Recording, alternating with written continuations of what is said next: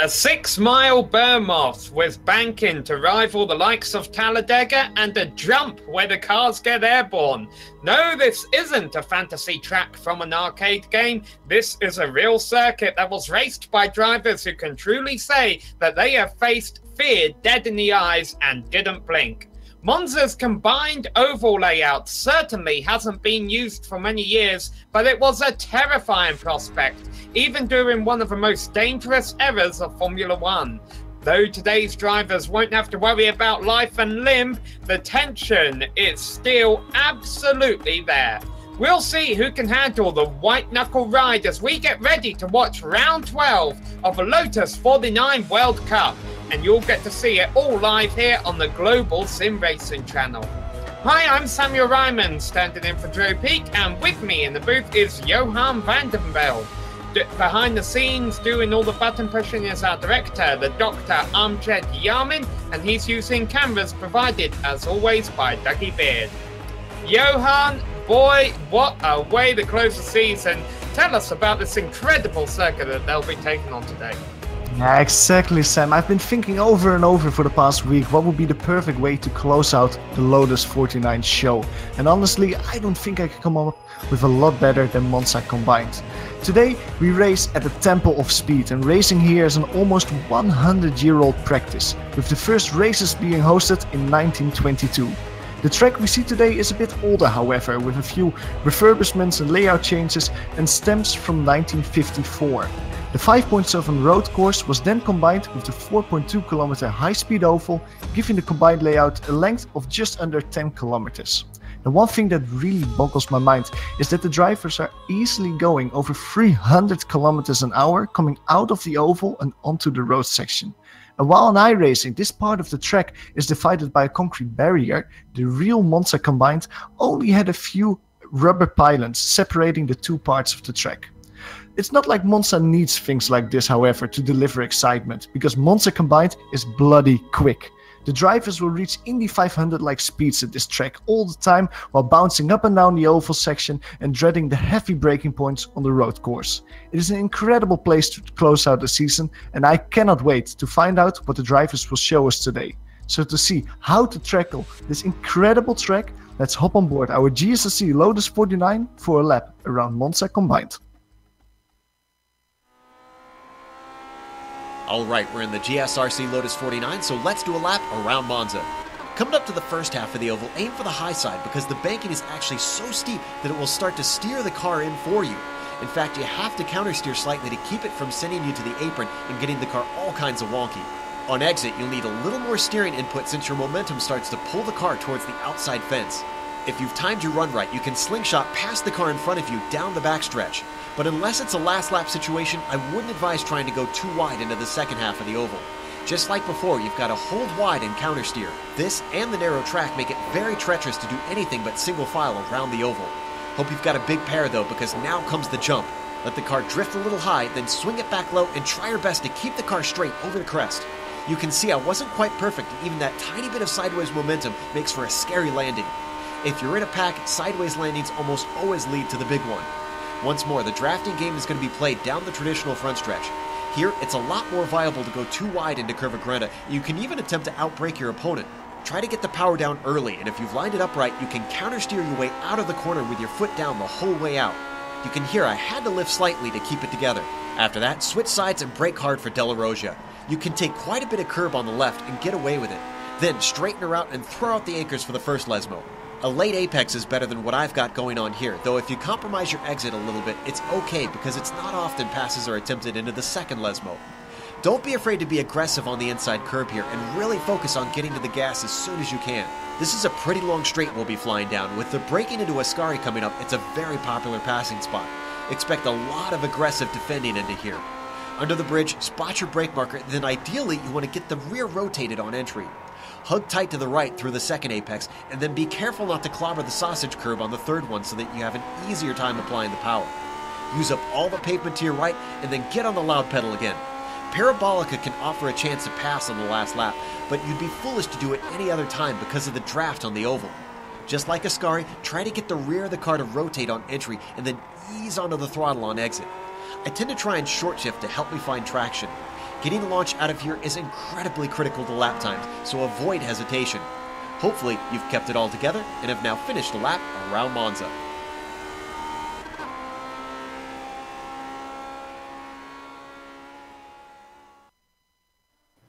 See, this is what happens when we give our friend Joe Peak control over the lap guides. He goes out there, he doesn't slow down for any of the chicanes out there, Johan.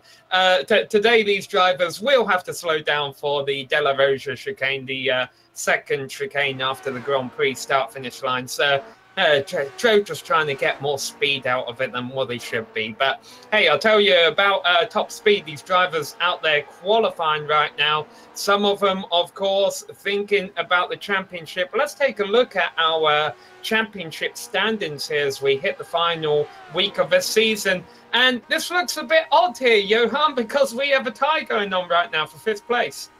Yeah, exactly. Mick Claridge has dominated the season. He has sealed the deal and made everything very boring on the top. But as you say, Sam, down in the bottom, Matt Wood and Gary Thiel right dead even. Both the same amount of points for P5. And I have a little spoiler for the people watching today, is that Michel Dudillon has come back. He's also in this session.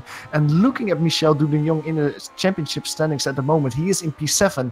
But with his speed, he might also be able to take away that P5 position today. Yes, Claridge is here, Trangeray is here, all the heavy hitters are out here tonight to end the season. And it is a large field of cars. We currently have a single split. This, of course, being an official iRacing Series hosted race. Anyone could join it if they had the license to do so. And we've got a 24-car field. Johan, that concerns me a little bit about what kind of antics we're going to see at the tail end of a field on the opening lap. Maybe. Like I think it can lead to a lot of chaos, to be honest. But I think that the drivers will actually pay.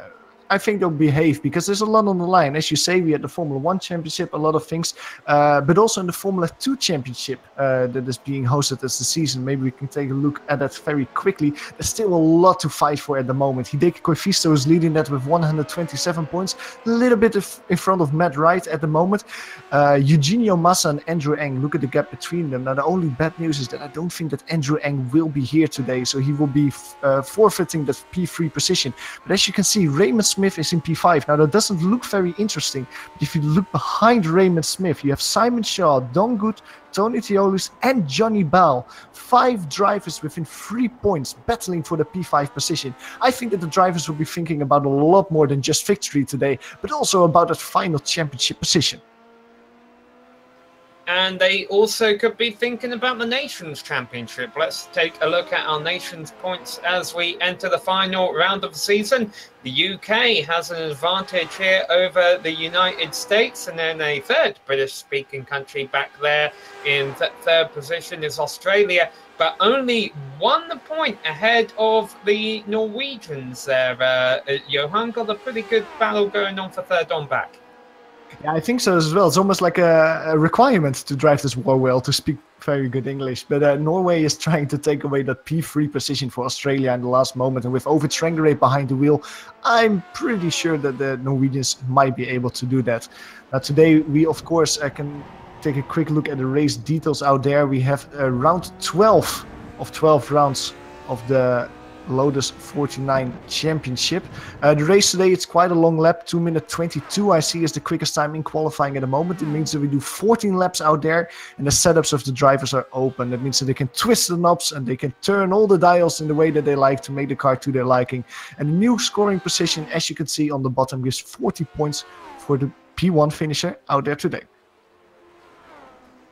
You see just 1 minute left of qualifying right now. Currently our provisional pole sitter is Mick Claridge. Dave Price sitting just a couple of tenths back of him, but still some names who have yet to be able to set on the time. Of course, this being such a long lap, because essentially you're doing 2 laps and you're going around the course twice in order to actually register a lap time. It means these drivers aren't going to have a whole lot of opportunities to put on their fastest time in this 8-minute long qualifying session that will wrap up in 30 seconds.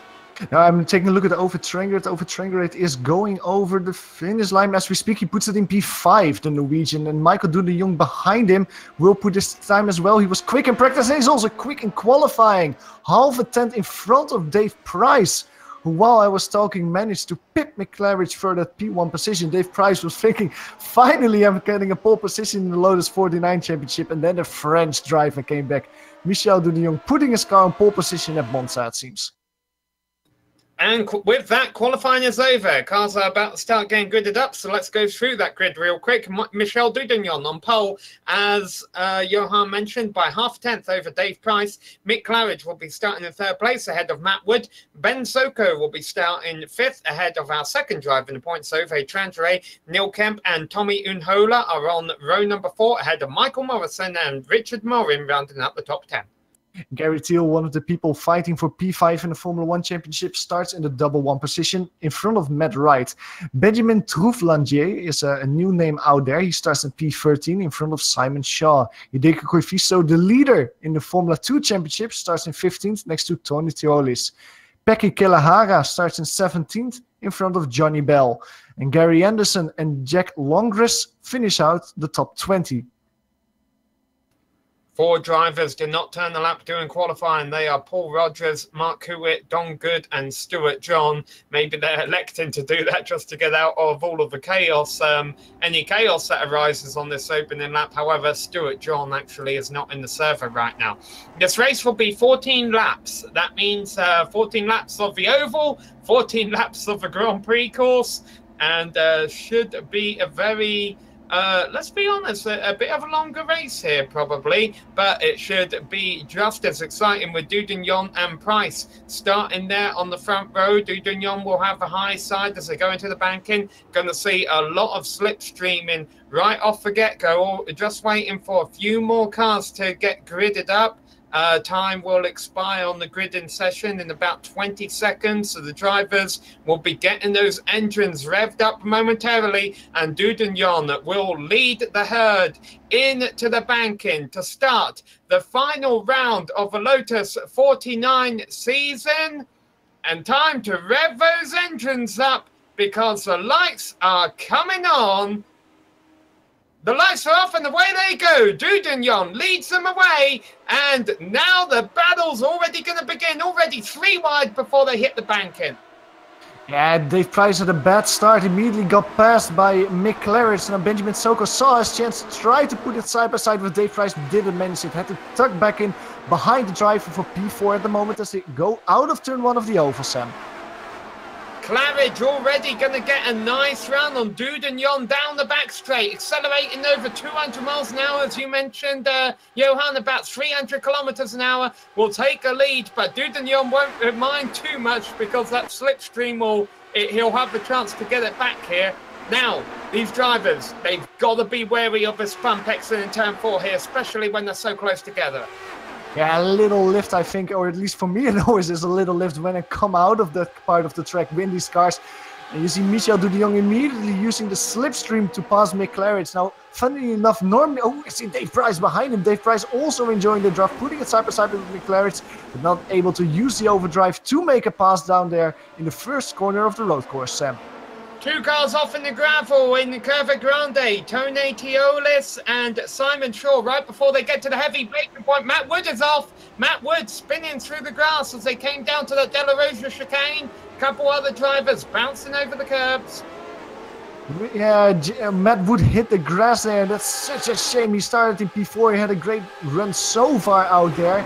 He just put his tires on the outside of the braking area and just spun his car on the inside. Shame for Matt Wood to finish there. Now, as you mentioned, Simon Shaw, Paul H. Rogers, Johnny Bell, several cars in the pits at the moment, or at least with problems. As you see here, Matt Wood just touching the grass, spinning to the inside. Nothing that he could do once he put his cars there and tried to brake his car.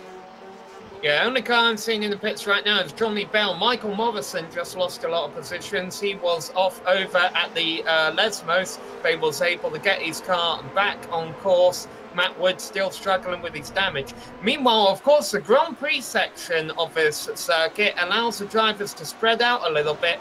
Dudignon has been able to pull out a 1.5 second lead over Claridge as they come around, and only now are they officially completing the first lap of the race. It feels like we have done 50% of the race already with everything that happened in that first lap. But as you say, only one of the 14 laps completed so far.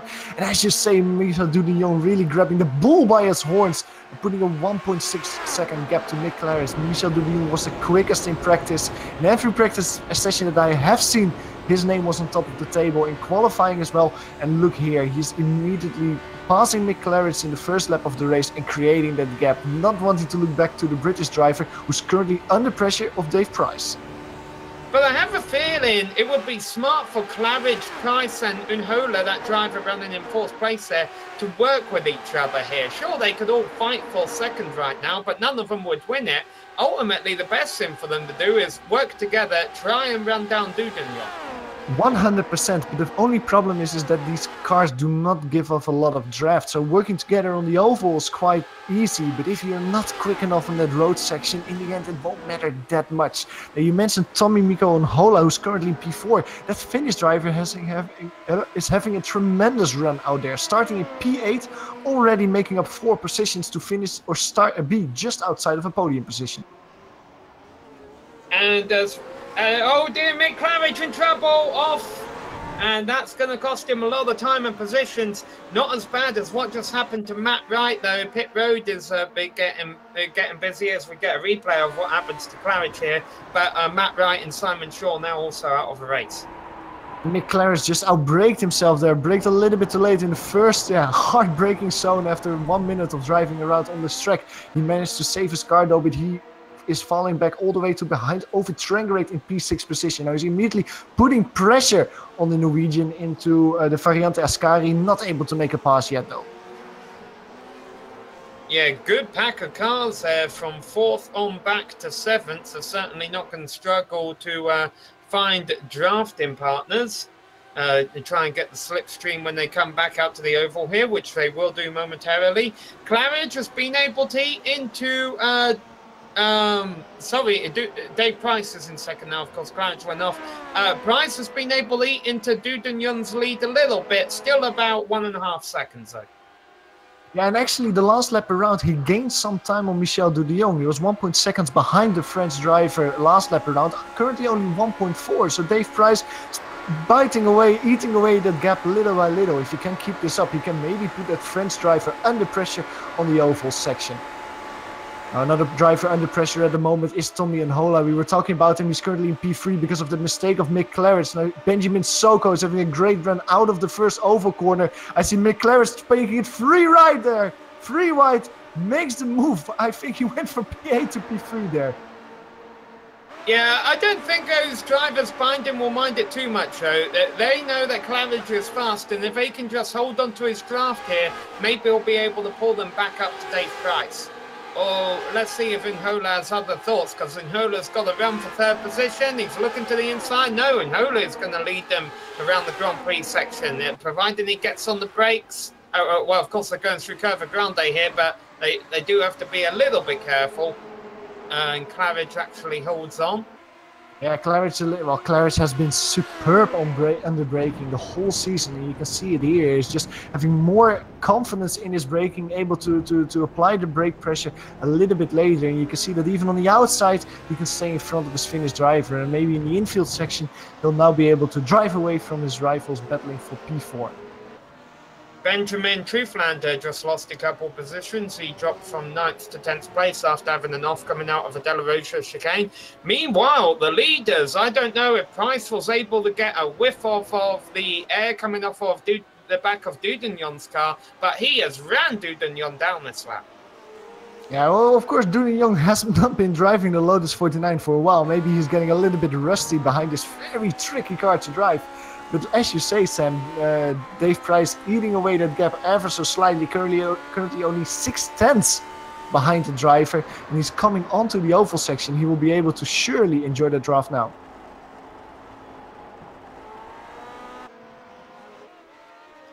So currently Dudignon leads the race ahead of Dave Price. Mick Claridge is now up into third, ahead of Tommy Unhola, Benjamin Zoko, Ove Trantre and Neil Kemp.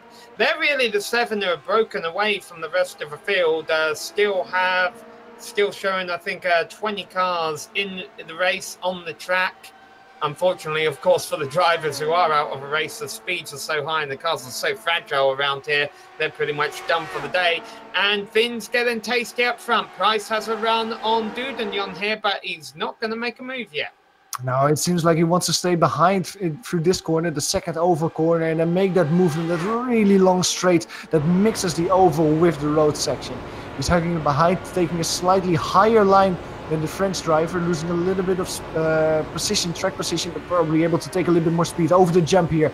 Diving into the gearbox, into the draft. He's closing ever so slightly, 2/10, 1/10, trying to make a move on the inside. Oh, Dave Price chooses to stay behind him, Sam. Maybe just wanting to improve his lap times, not battle too much and let Mick Claridge get closer to the top 2 drivers.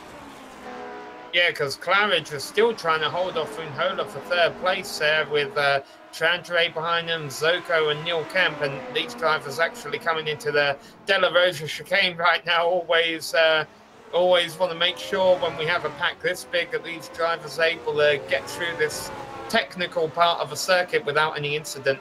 Behind them, the battle for 8th place is between Gary Till and Richard Morin. Rounding out the top 10, running on his own right now after Knopf recently, is Benjamin Truthlander. Exactly. And one driver that we haven't talked about a little bit further down the field real quickly, Don Good, is having a great race out there, making up 8 positions so far. He's currently driving in 15th after starting without a qualifying time in 21st. Just a little mention to Don Good, who is battling for that P5 position in the Formula 2 Championship, is doing his best to secure that position there. Yeah, not too far behind him, you see Matt Wood, who is trying to rebound after his earlier issues. Not missing anything up front. Price quite happy to let Dudignon just lead this race for now, providing he's able to stay within striking range. Running wide in the Parabolica is Mick Claridge. Yeah, Mick Claridge doesn't have the gap at the moment to drive away on the oval, I think, compared to Mika Unhola. Over Trangrave being able to pass Benjamin Soko last time around, the Norwegian driver going to P5 at the moment. Of course, that battle between Ove Trangrave and Benjamin Soko has huge complications for the Nation Cup, the Norwegian driver and the Australian driver. So it will probably mean that the Norwegian driver, or Norway, will finish in 3rd in the championship if Ove Trangrave stays in front of him. And in front, Mika Unhola is making that move on Mick Claridge. Mick Claridge, yeah, cannot really answer that. And Mika Unhola makes that move going into turn 2 of the oval. Another driver to add to our list of retirements. Paul Rogers is now out of a race. Johnny Bell, who got caught in an incident early on, he has been able to return to the race, although he is currently 2 laps down, which is a long way around here. Let's return our focus to the battle for 3rd, because it's getting dicey as they hit the oval portion once again. Mick Claridge goes ahead of Unhola. Sorry, they're not in the oval portion there. Curva Grande. So many long right-handers here. Meanwhile, though, trouble back in 11th. One car tumbling down the front straight. Tony Teals almost gets clobbered by a couple cars going by him. Matt Wood is involved. He did get a piece of Teals. Yeah, Benjamin Truthlander, I think, was also involved in this. Tony Teolis just bumping. I'm looking at his replay at the moment as we see Benjamin Truthlander, but Tony Teolis hit the jump coming out of the oval section wrong, lost control of his car, and went wobbling over the field. Now that caused a crash, I think, between Matt Wood and Pekka Kalahara a little bit after that, as we are going on board Tony Teolis here. As you can see that he gets out of the oval, just not able to control the car, steers to the inside, and then it's Roll City. And as soon as we finish this replay, we'll go back live because Ove Trantre and Neil Kemp have collided in the Scari. Fins accordion together as these drivers were on the braking zone. I was just a little concerned, Johan. These drivers have been running so close and quite aggressively early on in the race, and finally it bit them. A mistake by one driver or misjudgment, and 2 pay the price for a Trantre and Kemp. Yeah, I'm looking at it. It seems like Tommy Mika on Hola had braked slightly harder than Trangerate expected, and that caused Neil Kemp to bump into him in the end. Maybe Kemp missed slightly his braking point there, but yeah, in the end that bunched everyone together. So out of that, I can confirm 3 drivers out of a race: Truthlander, Trangerate, and Kalahara. As we see a pass for the lead, Dave Price finally moves up to that top spot. Maybe he feels less concerned about battling Dudignon now that the pack for 3rd place has kind of thinned out behind him after that incident. Now, with all due respect, in the past 2-3 laps, the gap of the 2 leaders have increased from 3.1 to 4.6 seconds. So Michel Dudignon and Dave Price are driving away from McLaren. And by making that move on Michel Dudignon right there, they might be able to work together on the oval to even increase the lap times a little bit, Michel Dudignon and Dave Price. So it's good that he made the move there. But Michel Dudignon, while I was talking already, got him back to P1. At the moment, we're looking at the pedal for P3. Tommy Unhola holding that position. Benjamin Soko fending off McLaren going into the De La Rocha. Yeah, I'm not sure that's the wisest move for Soko to be making there. As he defends against Clarence, it's just going to cost some time to Unhola when they really need to be trying to keep up with him going through the Lesmos.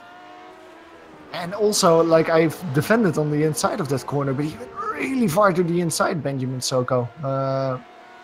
Yeah, more than you maybe normally would, because look at the gap immediately of Tommy and Hola. That's almost 2 seconds that the Finnish driver is driving away from the Australian at the moment.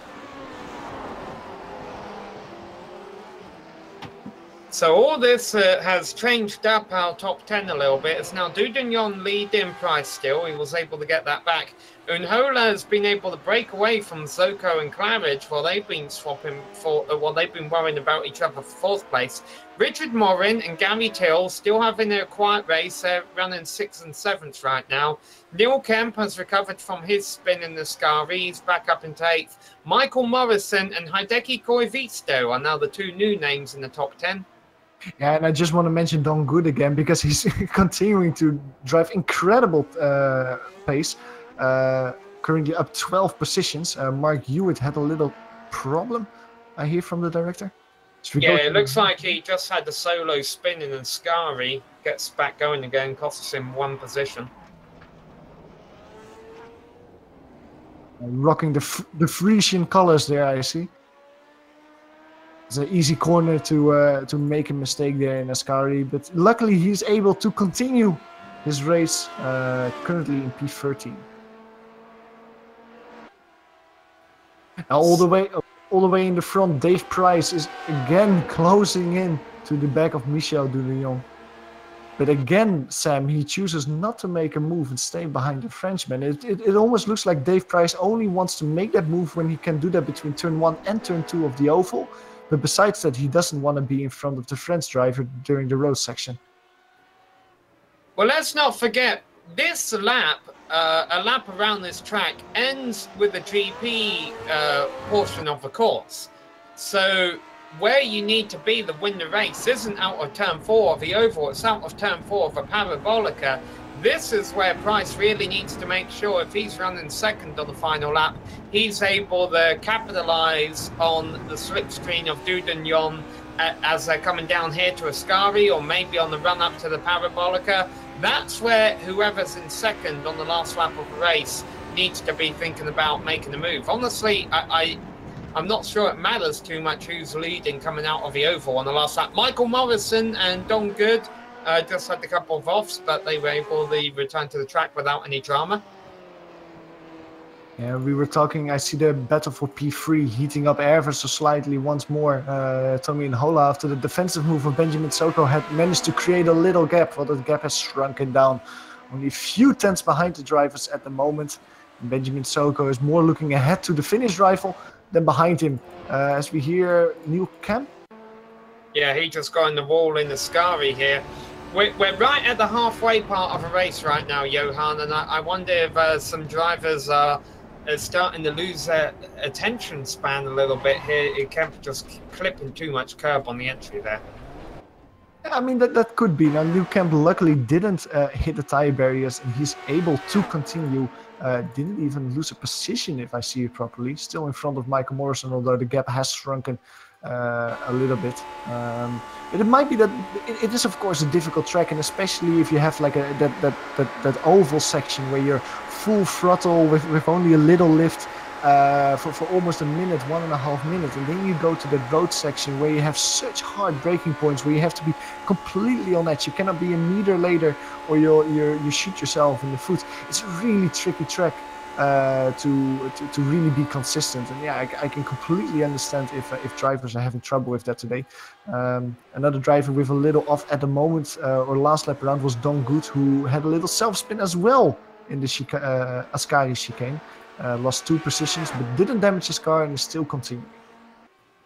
Yeah, of course, Good and Kemp both involved in collisions early on in the race. They could also be handling with fighting a little bit of handling from that damage earlier on. The battle for third has still been heating up, and Hola, Zoko and Claridge, they're now 8 seconds back of the 2 leaders. I wonder at this point, surely they've got to give up about thinking about winning this race unless those 2 collide, and they're more about just worried trying to, how do I beat the other 2 and get myself on the podium at the end of this thing? Exactly. I mean, you can be quicker than Michel Dudillon, but being 1 second per lap quicker than the French driver, that's going to be really difficult. Mick Claridge overtook both his rivals last time around. He's getting under a little bit of pressure there, going into the Variante Ascari, but stays in front for now. And this battle for 3 is 8 seconds ahead of Richard Morin and Gary Teal, who have kind of just been working with each other throughout the day for that quiet performance they're having back there. I have to say that's yeah, spin from Gary Anderson, but he's able to recover it. That's safe in the De La Roja. Yeah, Gary Anderson, as we can see, continuing his speed now. He luckily was far in front of any driver behind him. He was 6 seconds behind Don Good. He is able to continue. And just really quickly back to Richard Morin and Gary Teal, who are currently going side by side onto turn 1 of the oval section. Gary Teal is doing a great job, especially with the problems that Matt Wood had earlier in the race, because if Gary Teal manages to finish in front of him, he'll probably get P5 out there today. With Michel Dudillon being in P1, that still might be a hard challenge to beat.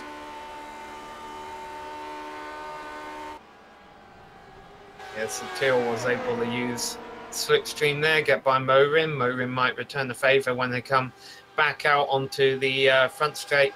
Gotta imagine the front straight grandstands are a great place to watch this race from when they do this combined layout. You get to see all the cars twice during the lap. And I just did a quick calculation. P6 that Gary Teal is fighting for at the moment won't be enough to seal P5. With the P1 position of Michel Dudillon, he will be able to take away that P5 position in the championship. So Gary Teal has to not only beat Richard Morin out there today, he also has to hope that one of the top 5 drivers is having a little bit of misfortune in the final part of the race. And the driver sitting in prime position to do that right now is Dave Price, of course, who's been hanging on to the tail of Dudillon all race long. Almost got to feel a bit for Price. He's thinking, man, this guy's been missing all season long, and now I'm running up here in second place. So could easily win this season finale if he hadn't shown up. Exactly. It must be very frustrating, but also very fun. Don Wood is the other side of a wall. I'm not sure you're getting the car back from where he is right now. Oh, that's impressive. Again, just as Tony Tuola said earlier in the race, that jump out of the oval section just lost it as we go into a replay here. And you can just see him bounce and jump and slide. And in the end, he actually manages to jump over the guardrail barrier into the little section between the guardrail and the extra fence. Oh, he had to take a tow. He couldn't find a way out of that. That's a shame. Don Good. I have the feeling I gave him a little bit of the commentator curse there, saying that he was doing good, because he was doing very good, making up a lot of positions in that fight for P5 in the Formula 2 Championship. Unfortunately, sees his race and they're behind the wall. So the leaders currently are working lap 10 and 14. Lap around here takes let's say, around 2.5 minutes. So these drivers still have another 10 minutes or so of racing ahead of them. And really for Dave Price and Michel Dudignon, that's just 10 minutes of racing as hard as they can without making a mistake. And it's all going to come down to who does a better driving in the last 30 seconds or so. Yeah, exactly. And I mean, that can be a little bit frustrating, can maybe feel a little bit unfair, but I think that's also a really interesting thing. Like all the time, you have to make sure not to make any mistakes. You have to make sure that you stay in the draft of the other driver, because if you lose it, he might drive away.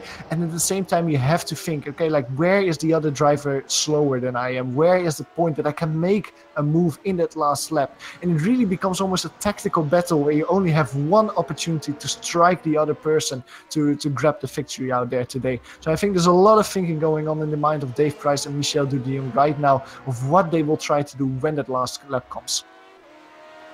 Lap traffic could play a bit of a role in this battle for third in the upcoming moments. Jack Longress, who I think has had an incident-free race, has just been trying to take it easy, running around there in 15th place right now, is about to have this pack battling for third place come up on him during the Grand Prix portion of a lap, which could mix these three up a bit. Unhola ahead of Claridge and Zoko.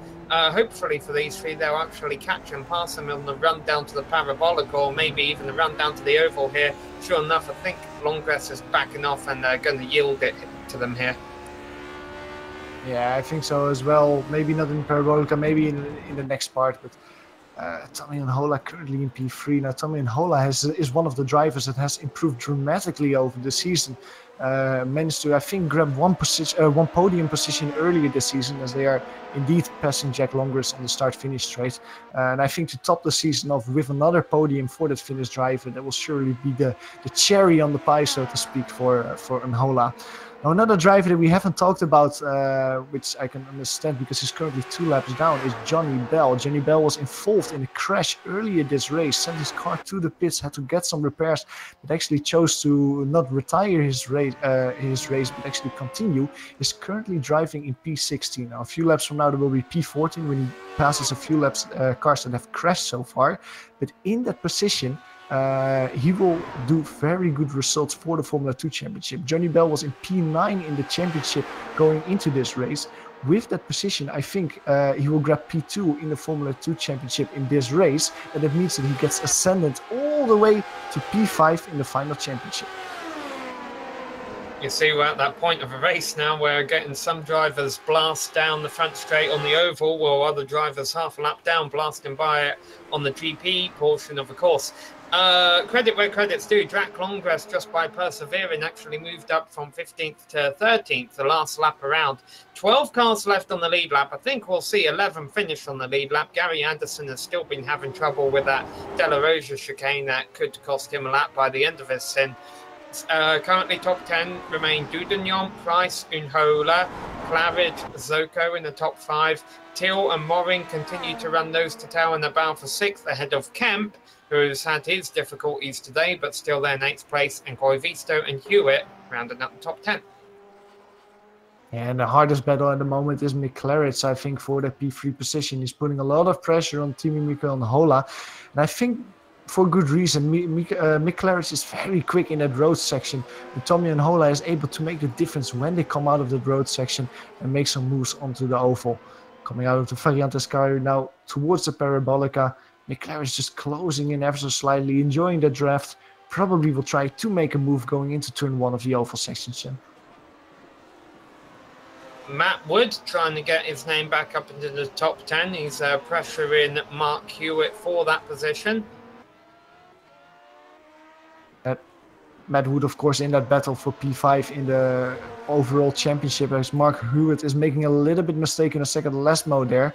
Matt Wood not able to capitalize on that just yet, as to stay behind him in the Variante Sky for now. But Matt Wood, as I said, fighting for that P5 position in the overall championship. And with Gary Thiel finishing as it stands in P6, he won't be able to overtake him and actually lose a position as well to Michel Dudignon. He's going to give it his hardest, it seems like, to finish at least in the top 10 in the final race of the season.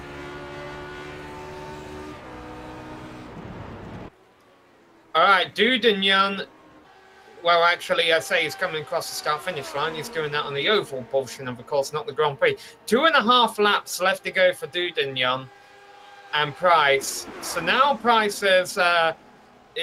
now's when the tension starts to ramp out up a bit, because Price can't afford a mistake. If he makes a mistake by this point and, you know, loses a couple of seconds of draft of Dudignon, he's not going to have enough time now with only about 2 and a bit laps left to go of this Grand Prix to be able to run him back down. So tension is about to start ramping up for this battle for the lead, and also the battle for third place, where we see Unhola, Clavidge and Zoko all over each other. The drivers getting one last gasp here to try and force those around them into a mistake before you know, all the marbles are on the table in the last portion of the race, and it's just going to become a bit of a draft battle, and also a battle of wits and strategy to who gets to the line first. Exactly. Well, as we quickly can go maybe back to the P10 position, Mark Hewitt was passed by Matt Wood for P10 position, but out of the oval section, Mark Hewitt is putting it back past Matt Wood for P10 in the race. Heavy battles, as you say, Sam. I can spot 4 battles, 4 position, 4 draft battles going with only 2 laps to go, basically. Drivers really giving it all in the last part of that season to really finish on a high note. As Michel Dudignon and Dave Price are currently going over the real start-finish line with only 2 more laps to go. You were saying that Dave Price really cannot afford any mistake to lose that draft, and that's maybe because Dave Price has chosen to stay behind Michel Dudignon in the road section basically every lap of the race. This might actually be the point where I would say as Dave Price, like, no, I'm going to make that move coming out of turn 2 of the oval, and I'm going to make sure that I am in front of Dudignon in that road section, because no matter what happens, come hell or high water, he won't be able to drive away from me there. Chooses a slightly higher line, but it looks like this is the same line as he has taken every lap so far. As Dudignon gets a little bit loose coming over the jump. Keeps it steady though. Dave Price getting ever so slowly, but it doesn't look like he's going to try and move there going onto the road section, Sam. I almost wonder if the reason Price is doing that is just to give him a better angle going over that bump. If you take a wide line, you don't have to have the wheel turned as much when you come out of a turn. You don't have to lift off as much to avoid that barrier. Meanwhile, here's the battle for third still going on with 1.5 laps to go. This is really interesting what I just saw, because Mick Claridge seems like it's actually holding back to making a move here on Tommy Unhola. He's really being put under pressure by Soko, who tried it around the outside there. But Mick Claridge had a great run out of that final oval corner. Probably had the speed to make the move, but he decided to brake a little bit earlier. Now, I don't know if I'm making up stories at the moment, Sam, but it might be that Mick Claridge is thinking about next lap, the final lap of the race, and that he doesn't want to be in front of this group when that time comes. He just makes sure that he stays second in that group for now, so he will be able to enjoy the draft when the last lap comes. Unhola going a little bit wide on the final Lesmo corner. Mick Claridge gets bunched up a little bit and is being put immediately under pressure by Benjamin Soko. But also Benjamin Soko here decides not to take a move, stay behind the British driver, and really prepare themselves for the final lap that's almost starting.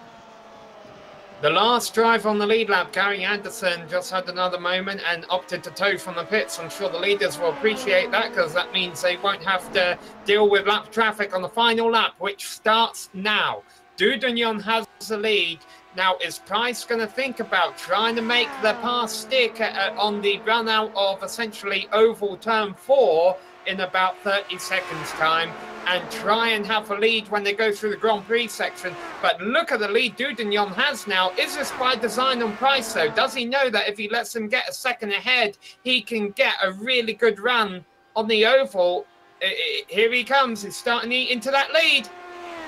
Exactly. That looked like an awful large gap of Dave Price behind Dudignon, but it seems like he's going back a little bit, but still 6/10 at the moment. That's quite a way to eat back before you start going into the road section, but it seems like he's getting closer and closer. Going over the jump now, just a few kilometers before you enter the road section. This is probably where you have to make the move, as Dave Price is getting closer, going into the gearbox now, and this time he decides to make the move, going to the inside. Nothing that Dudignon can do there. Just has to take the racing line. Dave Price is in P1 going into the road section. Now Michel de Jong has maybe an opportunity now to put it side by side going into the De La Rocha. Tries it, but chooses to stay behind really close, locks up his tires. Doesn't hit Dave Price though and stays behind him in P2, Sam.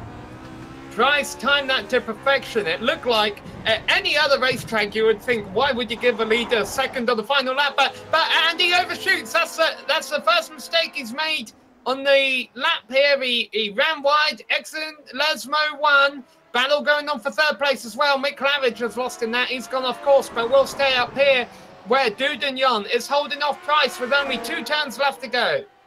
This might also be the last moment, second to last moment. Dave Price on the outside of the Ascari. This is not a place where you try and move, Dave Price. This is a place where you try and move. Beautiful on the outside of Ascari. Parks it on the apex. No move there. No room there for Dudagnon to get it side by side. Only one more straight left.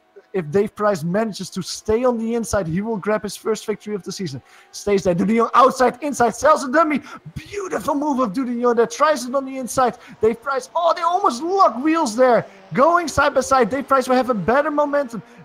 His car is straight. He can go earlier on the throttle. Side by side, going out of the corner. Dudagnon seems to have a nose whiff in front. Dudagnon still has half a car length in front as they come across the finish line. He is going to take a victory. But Dave Price did absolutely everything he could. The battle is still on for third. Looks like Unhola, just like Dudagnon did, is able to make the inside work in the Parabolica. And Unhola will take third place ahead of Zoko in fourth. Far behind him will be Mick Claridge. He had an off at the De La Rosa chicane on the last lap. He'll get fifth. Sixth place across the line will be Richard Morin, who was able to gap Gary Till in the end there. Neil Kemp, he had a rough ride. He'll come home in eighth. And I don't see any more battles on track. Boy, Dave Price, as we mentioned there, Johan, he did pretty much everything right. A little bit of an error through the Lesmo, but at the end it was Dudagnon who was able to make the inside line work on the parabolic on the final lap, and that will give him the victory. Insane gap between the two at the moment. Only half a tenth between Michel de Jong and Dave Price. Dave, he also says now in the chat, Dave Price, he messed up the first Lesmo, and I think that bit him in the butt in the end because he had that run. He did everything perfect until that moment. But great run from both drivers, especially when they went side by side into the parabolic on the last lap. They locked wheels but didn't spin each other out. That's really difficult in any car, especially in the Lotus 49. Great job and well-deserved champagne for both of them. All right, well, that's going to wrap up the racing, but not the broadcast. We have drive interviews as well as a full race rundown coming up here on the GSRC. We'll be right back in a couple moments. Don't go away.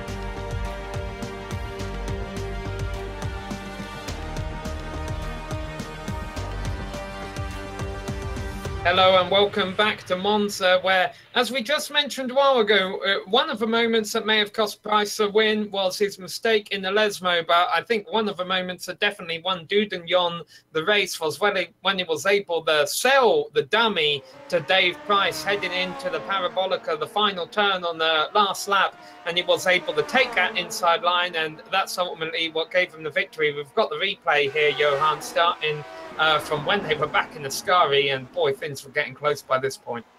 Yeah, in this replay, you can see both incredible moves. First, that outside move of Dave Price in Ascari.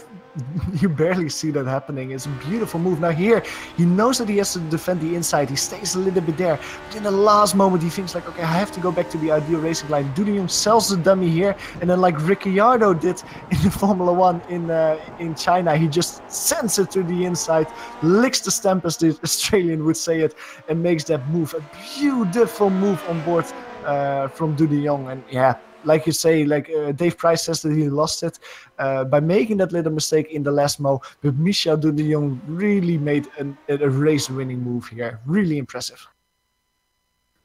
Well, we'll talk to them all in just a couple of moments about it. Let's give you a full race rundown here, starting with our race winner by 0.056 seconds over Dave Price was Michel Dudignon. Tommy Unhola came home in third position ahead of Benjamin Soko and Mick Claridge rounding out the top five after a mistake on the final lap.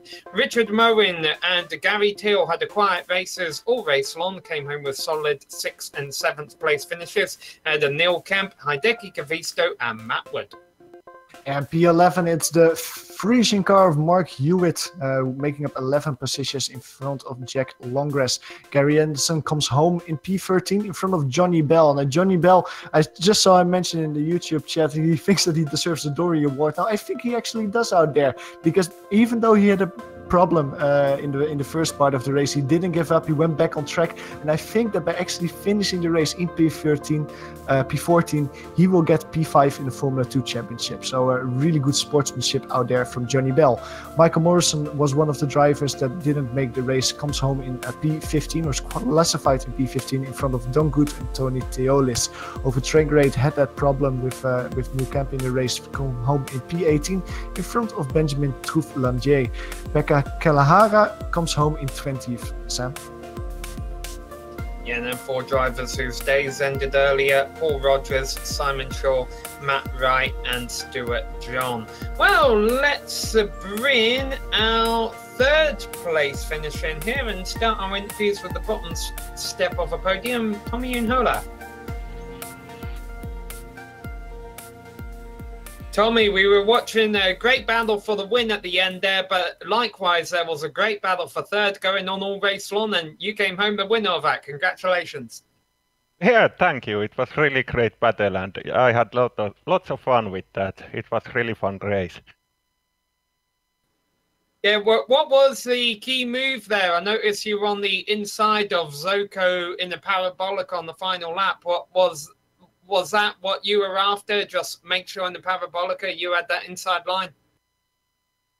Yes, that was the plan in last lap, and yeah, it's so hard to overtake from outside there, so it was my best bet and worked this time, so I'm happy with that move.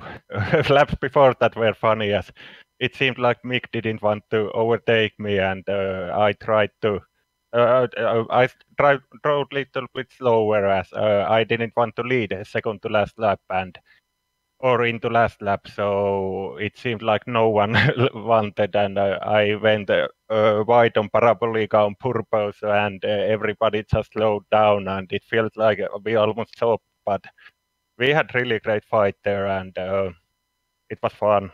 I just had to take in the end inside line in Parabolica, like you asked, and on second Lesmo too.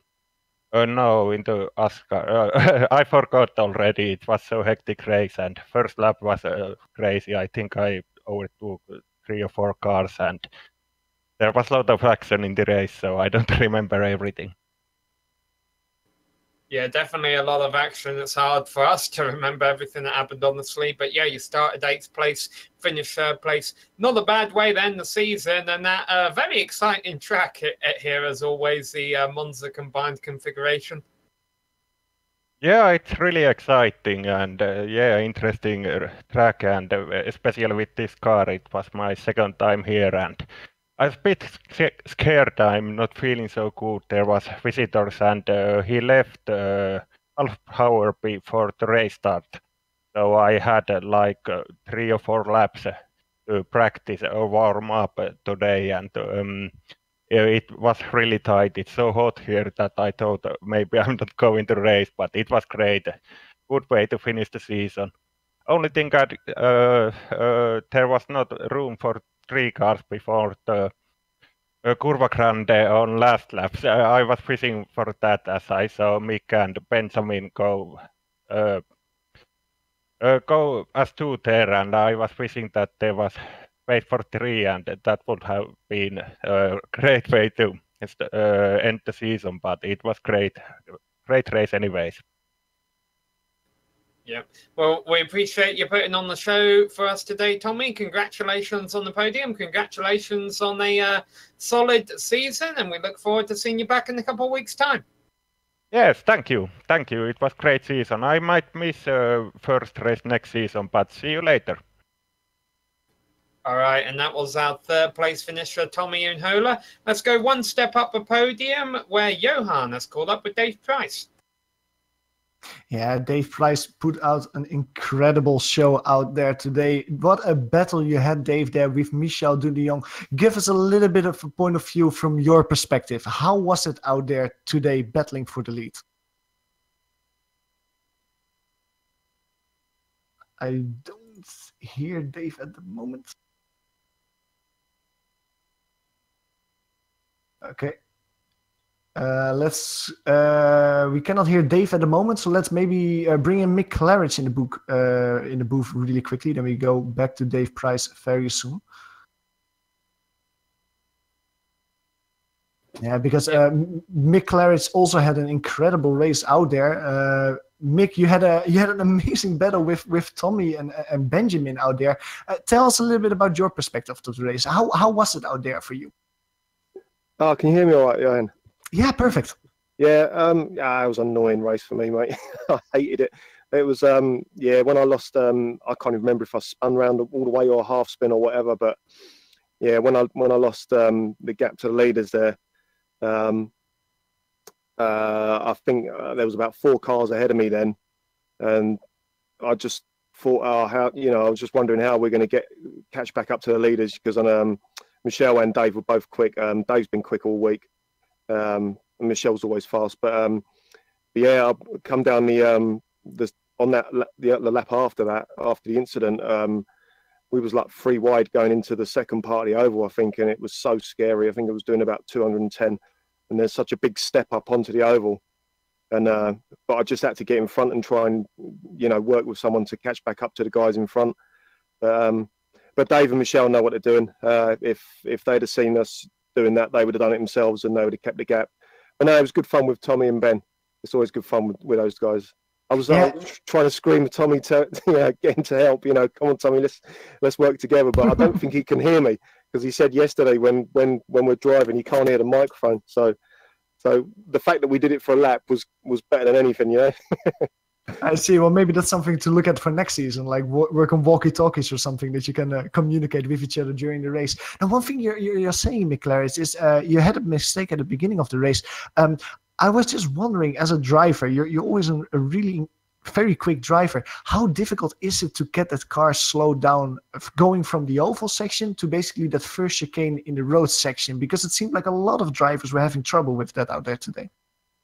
For me, it was the weather change. I had an overcast race, I think it was Thursday, with Dave up front. Yeah. Dave beat me on Thursday.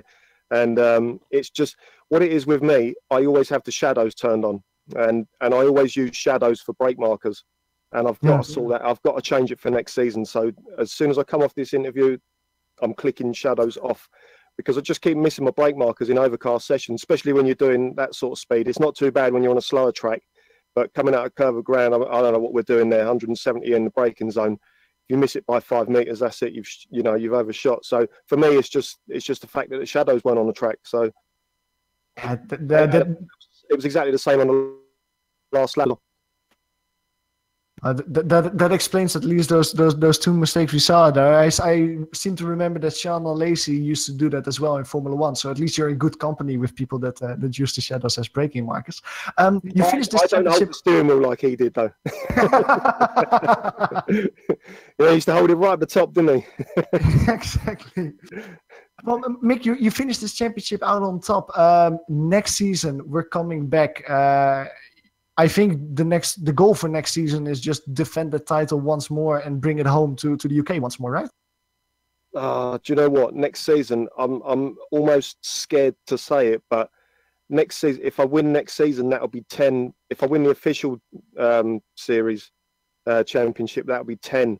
And I really want 10 in this car. If I got 10, then I actually think I'd slow down, and not worry so much, But I really want to win next season. But I want all the good drivers to be there as well, So I just want to, above all, I want it to be just a good fight, and good TV for you lot, Exactly. Well, today out there was great TV, and you certainly have the speed that even with the quick drivers around, you'll be up there for the championship battle. Well done this season, and once again, congratulations, Mick, with your championship title. And I hope to see you again next time around.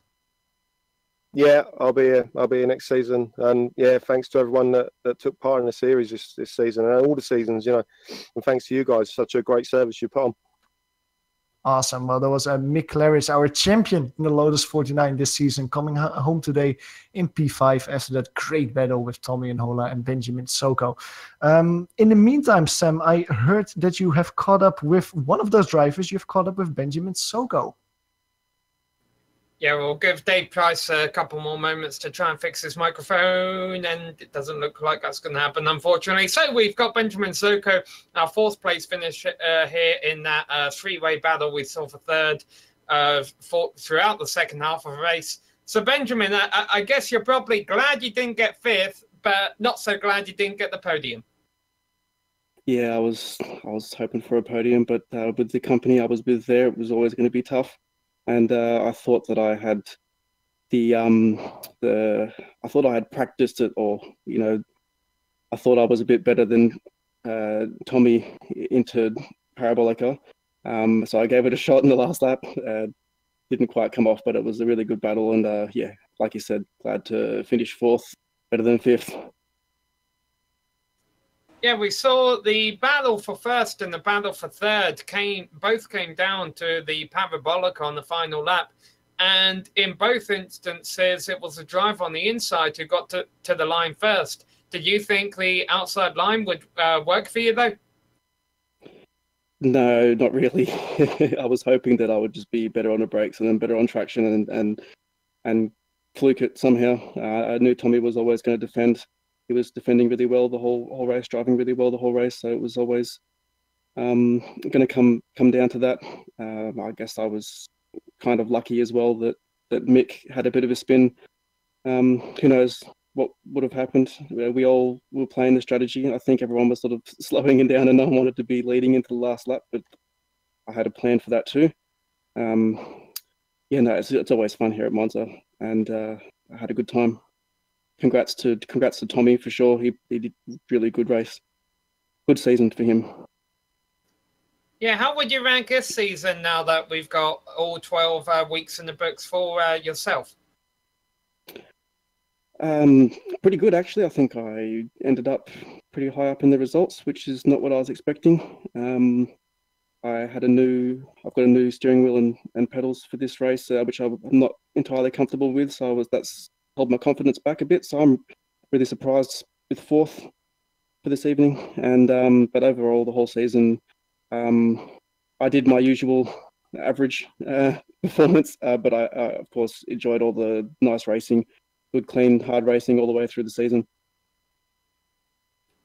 All right, well, congratulations on a top 5 finish here, Benjamin, and thanks for putting on some great shows for us all season long. We hope to see you back next season, see more great racing out there from you. Yes, certainly, be back next season. Still getting the funds together, so if anyone hasn't donated yet, you just go to the forums and follow the instructions there. And I have to thank GSRC for yet another fantastic season broadcasts and support for our series. And yeah, really looking forward to next season. Maybe something a bit different. Who knows? Stay tuned. All right, so that was the words of Benjamin Zoko, one of the drivers and personalities here on iRacing, who does a lot to help put this together and help make all of our broadcasts possible. Thanks, of course, also to the competitors and other, drivers who have came out here during the season, helped put on great shows for all of us here on the Global Sim Racing channel. We've had a blast covering it. A special thanks also goes out to the companies that provide the software and hardware for our broadcasts. I'll get them up here listed on your screen. Additional thanks to Eric Ekholm and Casey Lalonde, who provide us with our wonderful music. See the screen for how to get a hold of more of our great work. Thanks to the team today, Johan, Amjed and Dougie, and we wish our friend Joe Peak all the best. He should be back here on the GSRC later today. And if not, I'm sure we'll see him by the end of the weekend. If you'd like to find out more about GSRC, including upcoming races, you can find it at globalsimracingchannel.com, or you can check out our social media on Twitter at GSR Channel, Facebook at facebook.com/globalsimracingchannel, and Instagram at GSRC_Gram. Don't forget to head on over to our YouTube page, hopefully you're here right now, and hit that big red subscribe button so that you don't miss another second of exciting racing action. All of the upcoming races for our other series are listed on screen, so be sure to check those out. Mark them down in your calendar, and a lot of those are coming up later this weekend in just a few hours from now. So we hope you'll rejoin us and enjoy all of the racing we have to offer. But until next time, race clean, race hard, and we'll see you on the track.